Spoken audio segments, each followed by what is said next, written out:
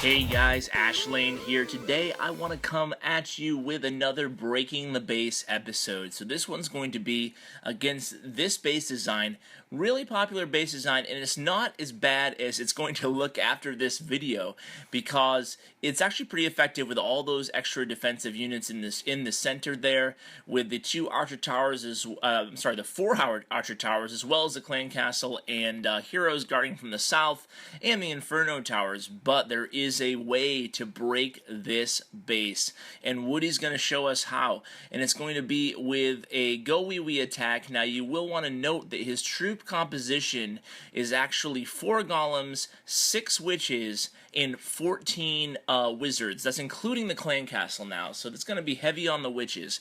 So we're going to go ahead and see how Woody attacks this base. First, let's cover where he attacks from. He's going to attack from the eastern side of the base, and in doing so, he's going to make sure he interrupts this line of defensive units. You can see from the in between these two wizard towers, you want to interrupt that line because you don't want the troops to head to this other wizard tower more towards the southwest and then around to the mortar and whatnot. And you also want to make sure you want to notate that there is no defensive ring or offensive distracting ring up north here. It's just defensive units, so that will be fine if you go in from this angle as well. So that's where he decides to go in from. It's going to be far side of the clan castle, so he'll be able to freeze that single target inferno tower as well as the clan castle at the same time.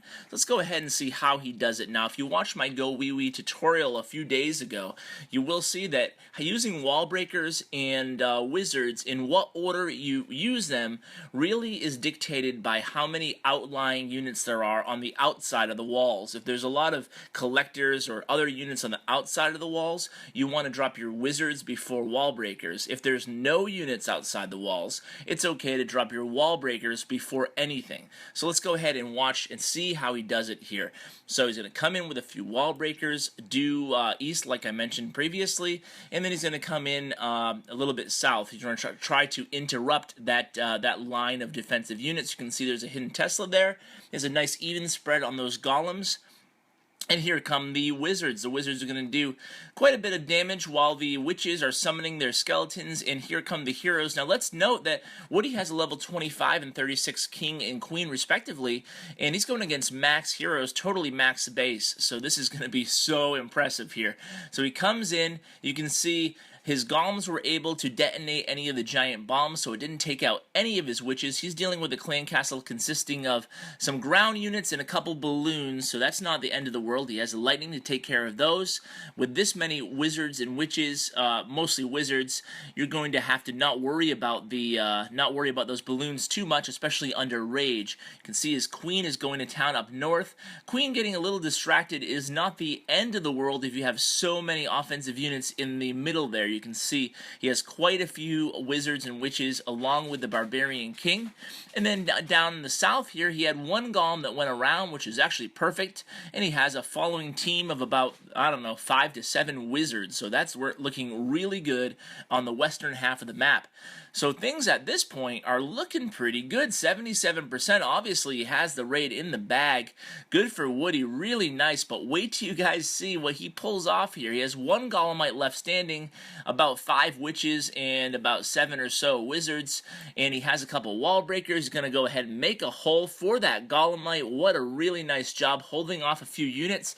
At this point, Woody is saying Happy Father's Day to himself because he's going to pull off a very impressive 3-star attack using this GoWiWi strategy against this really popular base.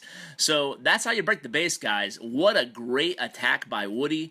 And look at that, guys. He's at 4,000 cups, and he just got a 3-star 52 cup win. Wow, that is incredibly rare, incredibly impressive, and incredibly devastating for the guy he must have beat, especially since he didn't even have max heroes. So guys, I hope you enjoyed this episode. Please tell your clanmates about my channel, and as always, take care, guys.